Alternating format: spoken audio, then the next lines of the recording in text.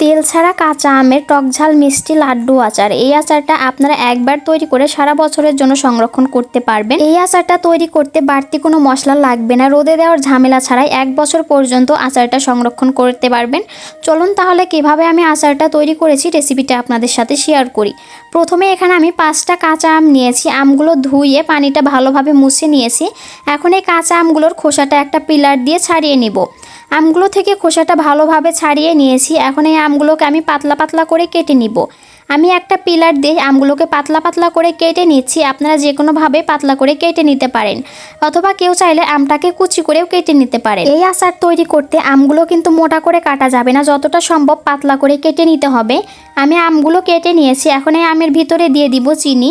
এখানে আমি 1 কাপ চিনি দিয়েছি, আপনারা আপনাদের স্বাদ মতো চিনিটা দিয়ে দিবেন। 1 চামচ দিয়েছি লবণ। এখন নেড়েচেড়ে ভালোভাবে মিশিয়ে নিব। আমি কিন্তু চুলাটা অন করে দিয়েছি। এখন নেড়েচেড়ে ভালোভাবে মিশিয়ে নিব। এই আচার তৈরি করতে কিন্তু কোনো প্রকার পানি দেওয়া যাবে না, চিনি দিয়েই আমটা ভালোভাবে সিদ্ধ হয়ে যাবে। চিনিটা গলে গেছে। এই পর্যায়ে এখানে আমি একটু দিয়ে দিব হলুদের গুঁড়া। 1/2 চামচের থেকে একটু কম হলুদের গুঁড়া দিয়েছি এবং একটু দিয়েছি লাল মরিচ গুঁড়া। এখন নেড়ে চেড়ে আচারটা ভেজে নিব। হলুদ এবং মরিচের গুঁড়া দেওয়ার কারণে আচারে অনেক সুন্দর একটা কালার আসবে। এখন আমরা আচারের জন্য একটা মশলা তৈরি করে নিব। 3 চামচ দিয়েছি পাঁচফোড়ন এবং 2টা দিয়েছি শুকনো মরিচ। এখন এই মশলাগুলোকে ভালোভাবে একটু ভেজে নিয়ে মশলাগুলোকে আমি গুঁড়ো করে নিব।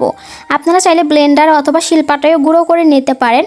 মশলাগুলোকে আমি একটু আধভাঙা করে গুঁড়ো করে নিয়েছি। এখন এই গুঁড়ো করা মশলাটা আমি এখন আচারের ভিতরে দিয়ে দিব। এখান থেকে অর্ধেকটা মশলা আমি আচারের ভিতরে দিয়ে দিব আর বাকি অর্ধেকটা রেখে দিব। এইটুকু আমাদের পরে কাজে লাগবে। এখন নেড়ে চেড়ে মশলাটা আচারের সাথে ভালোভাবে মিশিয়ে নিব। চিনি শিরাটা কিন্তু অনেকটাই ঘন হয়ে গেছে। এখন আর নাড়া বন্ধ করা যাবে না, অনবরত নেড়ে চেড়ে আচারটা ভেজে নিতে হবে। চিনি শিরাটা যত বেশি ঘন হবে আচারের কালারটাও গাঢ় হবে। আমার আচারটা ভেজে নেওয়া হয়ে গেছে। দেখুন কালারটা কিন্তু খুবই সুন্দর হয়েছে। এখন আমি আচারটা চুলা থেকে নামিয়ে নিব। এর থেকে বেশি কালার করতে যাবেন না, তাহলে আচারটা কিন্তু খেতে তেতো লাগবে। আচারটা আমি চুলা থেকে নামিয়ে নিয়েছি। এখন একটু গরম থাকা অবস্থায় হাতে সরিষার তেল মাখিয়ে আমি লাড্ডুগুলো তৈরি করে নিব।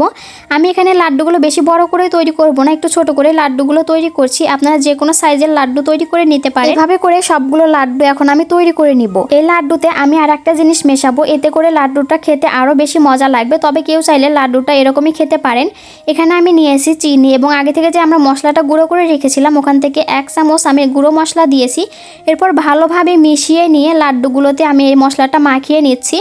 দেখতে কিন্তু অনেক বেশি লোভনীয় লাগছে। ঝটপট করে কাঁচা আমের লাড্ডু আচার তৈরি করা হয়ে গেল। একটা আচার আমি আপনাদের সাথে একটু ভেঙে শেয়ার করছি যে এটা কতটা বেশি সুন্দর হয়েছে। এই আচারটা খেতে কিন্তু অনেক বেশি মজা লাগে। তেল ছাড়া যে এত মজার আচার তৈরি করা যায় আপনারা কি জানতেন? এখন বলি এই আচারটা কিভাবে রাখলে অনেকদিন পর্যন্ত ভালো থাকবে। একটা এয়ারটাইট বক্সে ভরে নর্মাল ফ্রিজে রেখে দিবেন। 1 বছরের বেশি ভালো থাকবে, রোদে দেওয়ার কোনো ঝামেলাই নেই। আচারের রেসিপিটা ভালো লাগলে লাইক কমেন্ট শেয়ার করে দিবেন এবং সাবস্ক্রাইব করে পাশেই থাকবেন। ভালো থাকবেন সবাই। আল্লাহ হাফেজ।